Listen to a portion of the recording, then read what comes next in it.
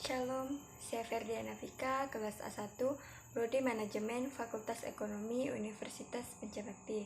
Video kali ini tentang jawaban saya mengenai soal ujian akhir semester yang telah diberikan oleh dosen Pak Adi Mursalin, mata kuliah Manajemen Operasional. Langsung saja ke soal bagian A yang pertama. Soal 1. Berapa kali saudara hadir kuliah melalui Google Classroom dan WA? Jawaban ada 10 kali. Soal 2. Apa saja yang sudah Anda pelajari mengenai manajemen operasi 1 dari dosen melalui Google Classroom dan WA? Jawaban: sejarah manajemen operasi, pengertian manajemen operasi, yang merupakan serangkaian proses dalam menciptakan barang dan jasa atau kegiatan yang mengubah bentuk dengan menciptakan atau menambah manfaat suatu barang atau jasa yang akan digunakan untuk memenuhi kebutuhan manusia. Bab kedua, strategi operasi. Bab ketiga, produktivitas, yaitu ukuran yang menyatakan bagaimana baiknya sumber daya diatur dan dimanfaatkan untuk mencapai hasil yang optimal. Bab keempat, peramalan dalam produksi, yaitu seni dan ilmu untuk memperkirakan kejadian di masa depan.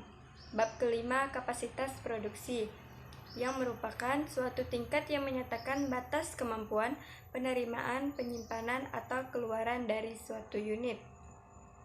Bab keenam, strategi proses. Soal ketiga, apa tugas struktur yang Anda buat? Yang pertama, diskusi 1, manajemen operasi, bab 1 dan bab 2, latihan teori manajemen desain produk dan jasa, latihan soal manajemen persediaan, lalu mencari materi economic order quantity. Soal 4, kenapa Anda harus belajar manajemen operasi 1? Jawaban: karena manajemen operasional sangat penting dalam pencapaian tujuan perusahaan, yaitu profit dan keberlangsungan hidup dari usaha. Hal seperti ini berhubungan dengan 3 macam unsur penting, yaitu input, proses, dan output, serta berpengaruh besar terhadap keefektifan dan keefisienan dari sebuah usaha. Soal bagian B. Yang pertama, silakan buka link dan jawablah pertanyaan yang menyertainya. Soal yang terdapat dalam link yang telah dibagikan yaitu soal manajemen produksi. Soal 1, jelaskan peranan manajemen operasi dalam meningkatkan daya saing perusahaan pada persaingan usaha yang semakin kompetitif. Jawaban: tugas manajemen operasi adalah mengatur dan mengawasi semua aktivitas operasi seperti perancangan produk, perancangan proses dan kapasitas, pengalokasian sumber daya, dan lain-lain. Semakin baik manajemen operasi dalam menjalankan aktivitas-aktivitas di atas, maka akan semakin meningkatnya daya saing perusahaan, sehingga perusahaan tersebut dapat menjadi pesaing utama dalam bidangnya. Soal kedua, kenapa saat ini ada kecenderungan industri farmasi melakukan proses merger atau akuisisi? Jawaban: alasan untuk memperkuat struktur keuangannya karena industri farmasi memerlukan dana atau modal yang besar untuk penemuan obat baru. Proses penemuan obat baru biasanya membutuhkan waktu 5-20 tahun dan membutuhkan dana yang sangat besar. Soal ketiga, apa yang dimaksud dengan organisasi? Jawaban: organisasi adalah kumpulan dari elemen-elemen yang meliputi orang, teknologi, informasi, struktur, dan tujuan untuk melaksanakan usaha-usaha yang produktif. Organisasi adalah orang yang usahanya harus dikoordinasikan, tersusun dari sejumlah subsistem, dan saling berhubungan dan saling bergantung. Soal keempat, sebutkan pentingnya manajemen operasional untuk bidang-bidang fungsional lainnya. Jawaban: berkaitan dengan desain, operasi, pengawasan, dan sisi penawaran. Manajer pemasaran dapat memahami kemampuan dan keterbatasan produksi atau operasi. Manajer keuangan dapat merencanakan ekspansi kapasitas, kebutuhan modal, aliran kas, dan lain-lain. Yang ke-B, para akuntan dapat menghitung akuntansi biaya, harga pokok pabrik, melakukan auditing dan pengawasan produksi dan persediaan. Manajer personalia dapat mengetahui kompleksitas dan pekerjaan, training atau keterampilan yang diperlukan secara seleksi karyawan. Soal kelima, sebutkan 5 tanggung jawab keputusan utama di dalam manajemen operasi. Jawaban yang pertama, proses, yang menentukan apakah perusahaan bisa survive atau tidak untung atau rugi. Proses yang generate dan panjang akan meningkatkan cost. Sebaliknya, proses yang sederhana akan menurunkan cost. Yang kedua, capacity, yang penting untuk menjamin kontinuitas supply. Yang ketiga, inventory, yang merupakan sumber daya yang menganggur dan memberi nilai lebih jika sudah dijual. Inventory tidak perlu terlalu tinggi karena dapat mengganggu cash flow, tetapi juga tidak boleh terlalu rendah karena dapat berisiko tinggi bagi perusahaan. Yang keempat, quality, bisa membangun kepercayaan. Yang kelima, manpower, merupakan unrecovered assets, harus menguasai teknologi. Soal kedua, setelah Anda membuka link tersebut di atas, materi yang apa saja yang dapat Anda pelajari? Jawaban, materi yang dipelajari dan ringkasan. Sejarah manajemen operasi, di mana manajemen operasi sebenarnya telah ada sejak manusia mulai memproduksi barang dan jasa. Asal mula manajemen operasi dapat ditelusuri sejak awal peradaban manusia.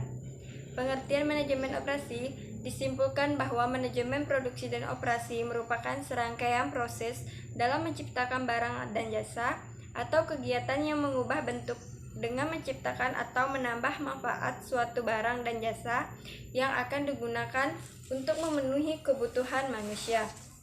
Pentingnya mempelajari manajemen operasi, ada beberapa alasan yang dijadikan dasar perlunya mempelajari manajemen operasi, antara lain sebagai berikut. Pada prinsipnya, manajemen operasi memberikan cara pandang yang sistematis dalam melihat proses dalam organisasi. Pemahaman tentang mengelola operasi dengan pendekatan modern akan memudahkan untuk menganalisis dan memperbaiki sistem di perusahaan atau organisasi.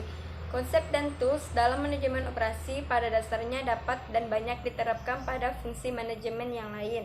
Akhir-akhir ini, manajemen operasi menawarkan karir yang cukup menantang, seperti fungsi manajemen lainnya.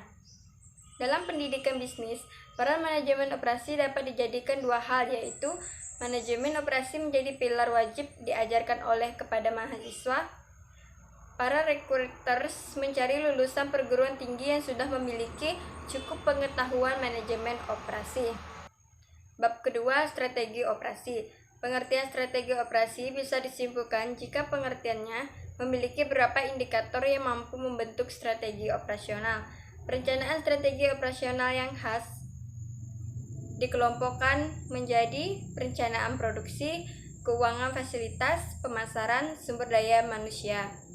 Bab 3, produktivitas. Daya produksi atau keproduktifan merupakan istilah dalam kegiatan produksi sebagai perbandingan antara iuran dengan masukan.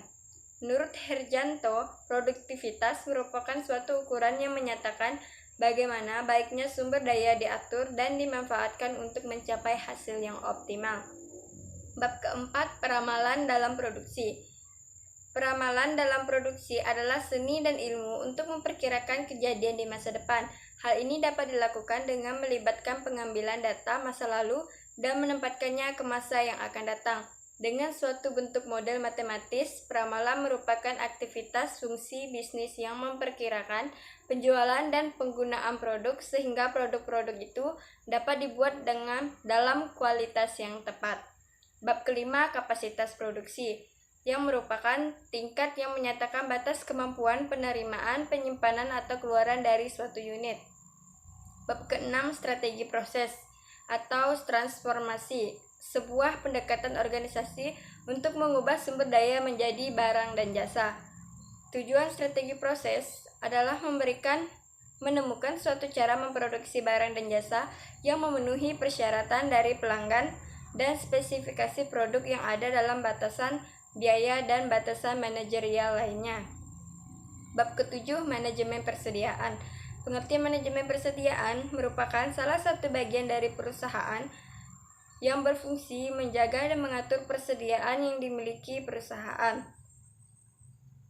Bab ke-8, analisa 10 keputusan manajemen operasional PT Dirgantara Indonesia. Yang pertama, mutu.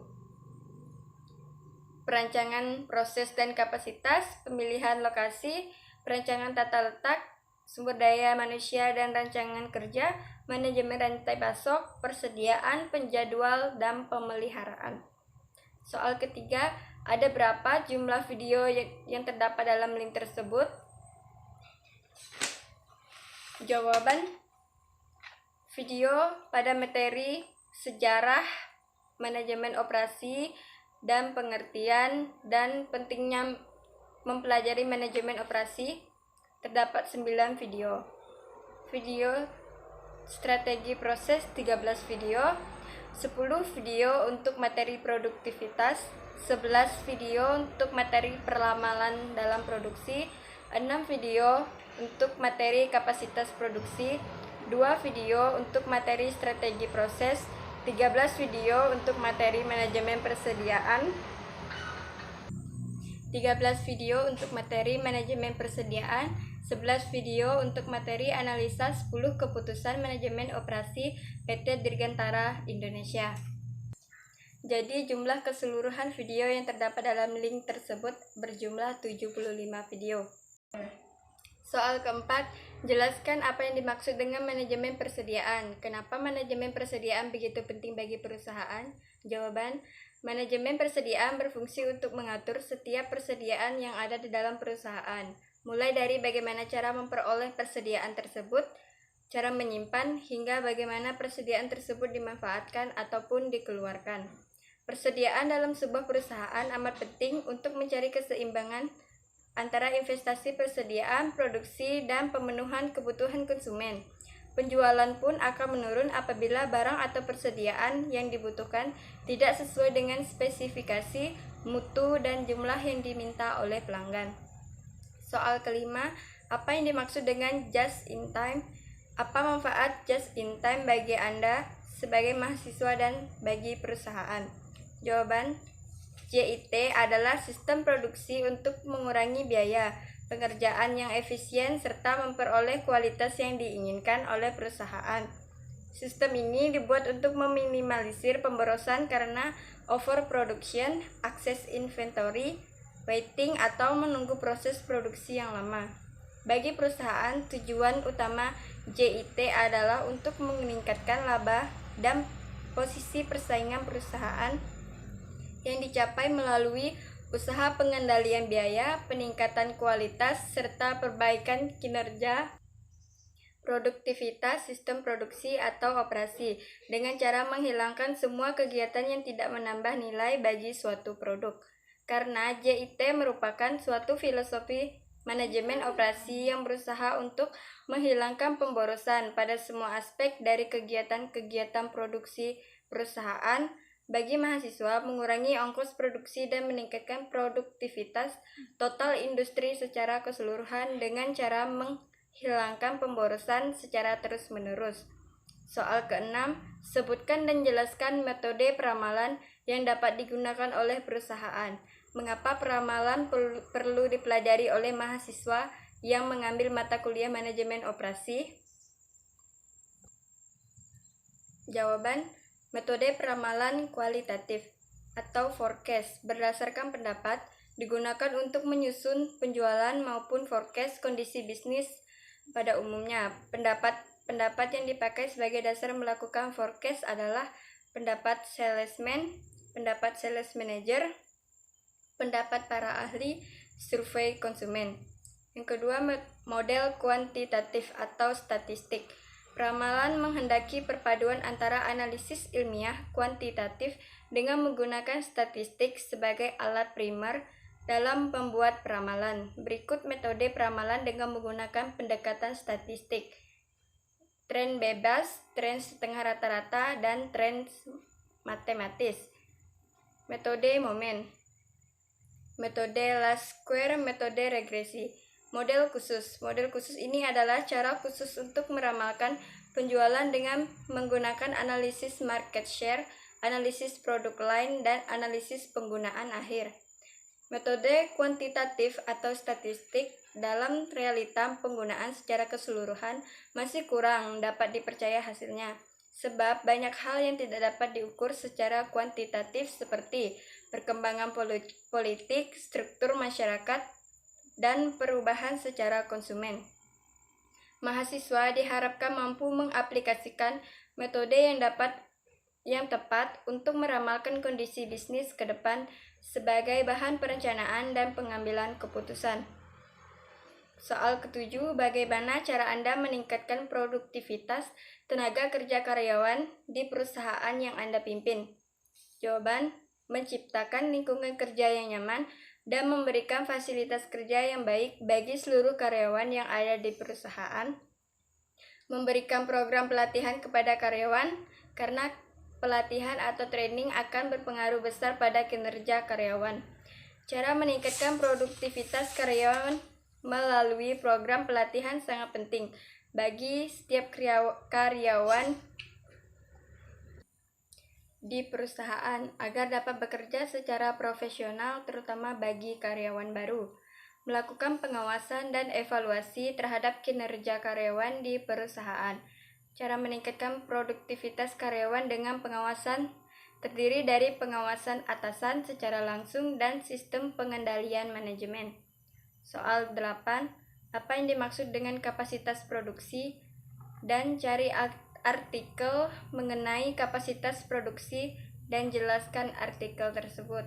Jawaban, kapasitas produksi adalah suatu tingkat yang menyatakan batas kemampuan, penerimaan, penyimpanan, atau keluaran dari suatu unit, fasilitas, atau output untuk memproduksi dalam suatu periode tertentu. Kapasitas produksi menentukan persyaratan modal, sehingga mempengaruhi sebagian besar dari biaya. Kapasitas produksi menentukan berapa jumlah permintaan yang harus dipenuhi dengan menggunakan fasilitas produksi yang ada. Soal ke-9, apa kesan Anda mempelajari manajemen operasi secara daring dan manfaat apa yang Anda peroleh? Jawaban, kesannya saya terbiasa diberi latihan dijawab dengan membuat video, yang dimana dengan membuat video tersebut juga dapat melatih berbicara dengan baik walau hanya untuk sebuah video. Manfaatnya mendapatkan ilmu yang dapat saya pelajari dan diterapkan dalam kehidupan sehari-hari maupun di dalam sebuah pekerjaan di kedepan harinya. Sekian, terima kasih.